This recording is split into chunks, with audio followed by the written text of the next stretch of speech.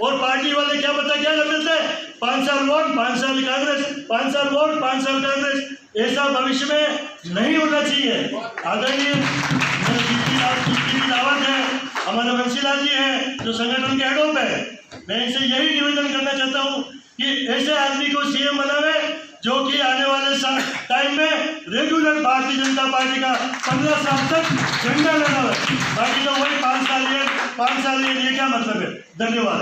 भाजपा जिंदाबाद जिंदाबाद जिंदाबाद, वंदे मातरम, जय श्री राम जय श्री राम जय श्री राम।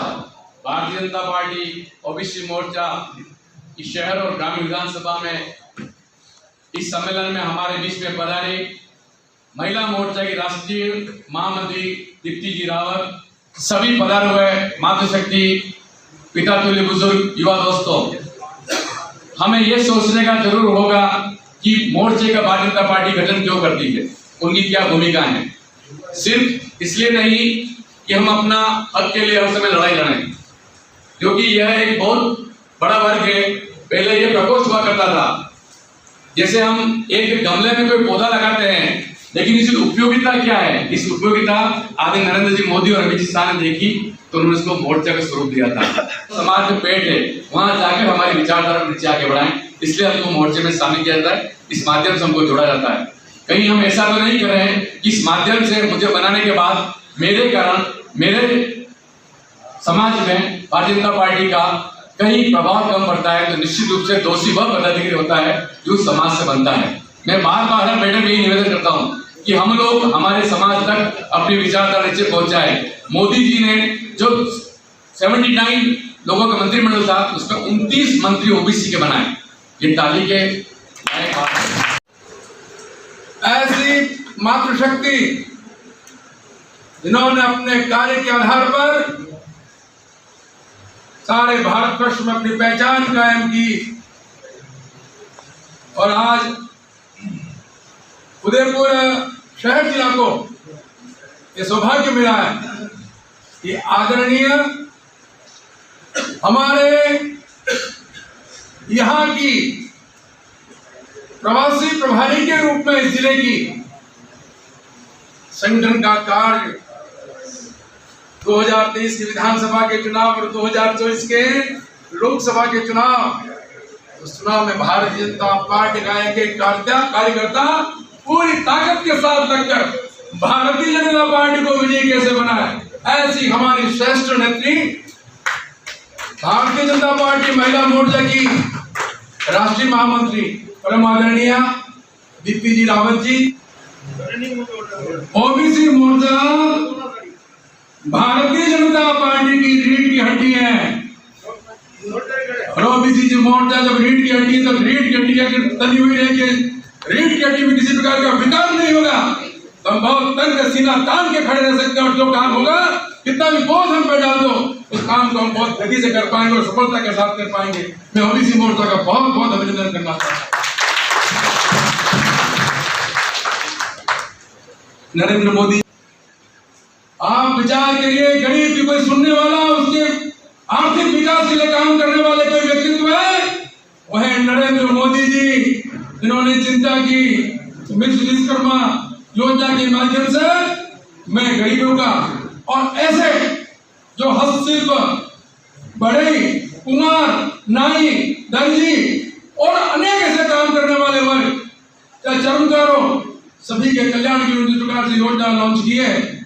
और उनके लिए सबसे बड़ी जो बात है बहुत ही सस्ती दरों पे उन्होंने उसके लिए लोन भी स्वीकृत करने की बात की है। आप विचार कीजिए, ऐसे देवतुल्य हमारे प्रधानमंत्री हैं।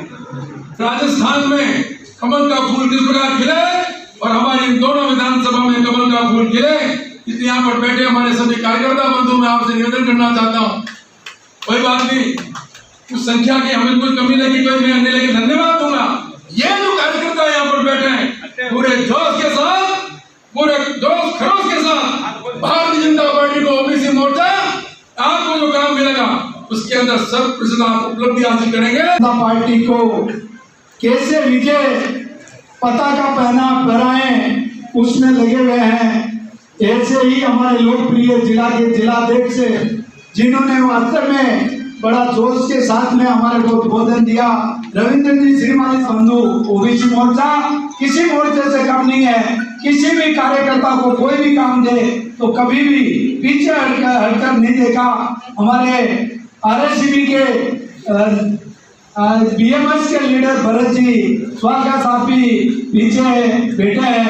ऐसे हमारे बहुत सारे कार्यकर्ता जो वास्तव में इस ओबीसी मोर्चा को मजबूत करने में लगे हुए हैं। तो वास्तव में मैं ये कहना चाहता हूँ कि ओबीसी मोर्चा का भारतीय जनता पार्टी ने सम्मान में कोई कमी नहीं रखी और अब हमारे पास में समय आ गया है। मैं दीदी आपके सामने ये बताना चाहता हूँ कि ये कांग्रेस सरकार हमारे इस भारतीय जनता पार्टी का जनप्रतिनिधि का जो वास्तव में काम को कैसे टालम टोल करते हैं, मैं आपके बीच में ये कार्यकर्ता भारतीय जनता पार्टी का है, इनके सामने बताना चाहता हूं कि हमारा यहाँ पर विधायक फंड को भी इन्होंने जनता के बीच में नहीं जाने दिया। कल मैंने सूची निकाली थी, 5,48,07,000 रुपए का काम इन्होंने मेरा जिला परिषद में रोक दिया। जिनकी वित्तीय स्वीकृति निकल गई, जिनकी एस निकाल दी, उस काम को क्यों नहीं होने दिया? उनको पता है कि ये भारतीय जनता पार्टी के द्वारा काम होगा तो ये वोट बैंक बढ़ जाएगा। इसलिए ये कांग्रेस सरकार को जवाब देने की बारी आ गई है। महिला मोर्चा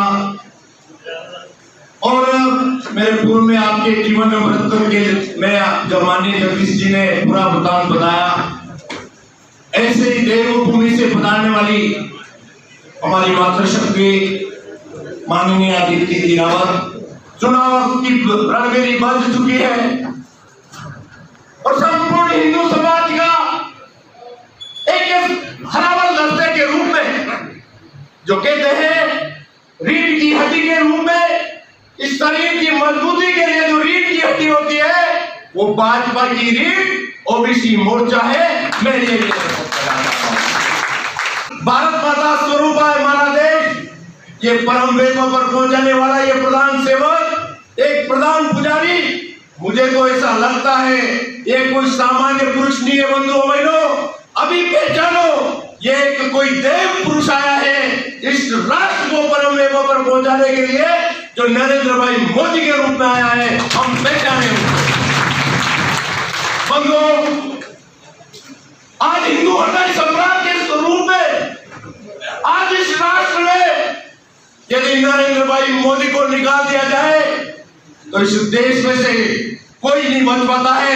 मैं तो आपको निवेदन करना चाहता हूं, समय है पहचानो, ये 1.5 महीने का जो आपको समय मिला है, भरसक प्रयास करते हुए घर के काम धंधे भले छोड़ दो और वापस इस राजस्थान की विधानसभा में भाजपा की सरकार बनानी है और 2024 में उस तपस्वी पुरुष को वापस उस आसन में बिठाना है, एक प्रधान सेवक के रूप में बिठाना है। ऐसा मैं आप सबसे निवेदन करना चाहता हूं।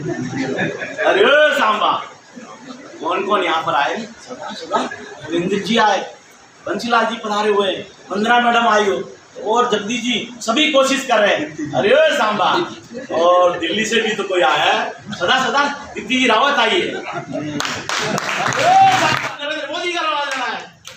जनता पार्टी जिंदाबाद, जनता पार्टी जिंदाबाद। सारा विषय लगभग आपके सामने आया। आप सब लोगों को हम सब जानते भी हैं किस तरीके से भारतीय जनता पार्टी काम करती है। हम पार्टी के कार्यकर्ता हैं और हम सब लोगों की एक जिम्मेदारी बनती है अपने पार्टी के प्रति। और हमेशा प्रधानमंत्री एक बात कहते हैं कि नेशन फर्स्ट, पार्टी सेकंड और परिवार थर्ड और सेल्फ आपका उससे लास्ट।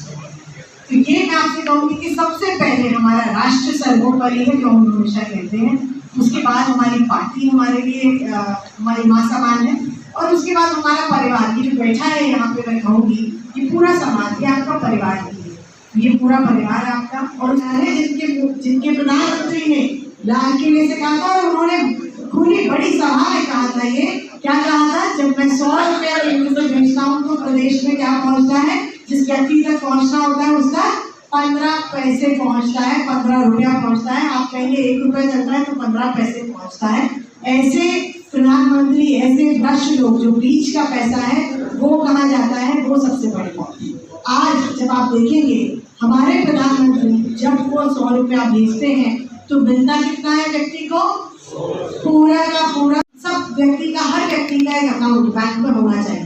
लेकिन इतने लोग, आप समझिए लगभग 50 करोड़ लोग उससे वंचित थे, उनके अकाउंट खोले गए, उन्होंने कभी बैंक देखा नहीं था। और उसमें खास तौर पर सबसे ज्यादा जो संख्या है वो महिलाओं की है। उनका बैंक जाना या बैंक में अकाउंट होना बहुत दूसरी बात थी। बहुत बड़े बड़े लोगों के बैंक अकाउंट होते थे, सामान्य लोगों के कभी न वो बैंक के दर्शन करते थे, न वो अपने जो लोकल साहूकार था उसी के पास जाते थे, उसी से पैसा भी लेते थे, उसी को पैसा देते थे। मैं ठीक कह रही? ऐसे ये वर्ल्ड बैंक ने कहा कि 50 साल में भारत में ये काम होता, इतना ज्यादा जो डिजिटलाइजेशन हुआ है भारत में, ये आगे 50 साल में होना था, जो यहाँ पर केवल 6 साल में हो गया। और दूसरा कारण केवल ये है हमारे प्रधानमंत्री की इच्छा शक्ति। क्योंकि जब चिदम्बरम फाइनेंस मिनिस्टर थे, कांग्रेस के फाइनेंस मिनिस्टर, को पता है ना कौन थे, पी चिदम्बरम, उन्होंने पार्लियामेंट में खड़े होकर कहा कि देखिए आपको क्या लगता है कि कोई सब्जी वाला, कोई रेडी वाला, कोई पटरी वाला, कोई बिल्कुल आदिवासी, क्या उसको बैंक में या उसको मोबाइल से ये पैसा लेना देना ये सब आएगा?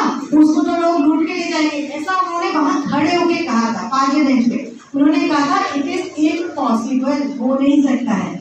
उसको आई एम पॉसिबल करके दिखाया, और आज हर व्यक्ति हमारा डिजिटली पेमेंट करता है। और विश्व में सबसे ज्यादा अगर डिजिटल पेमेंट होते हैं और इसमें जो ट्रांजैक्शन होते हैं वो भारत में होते हैं, हमारा देश उसमें नंबर 1।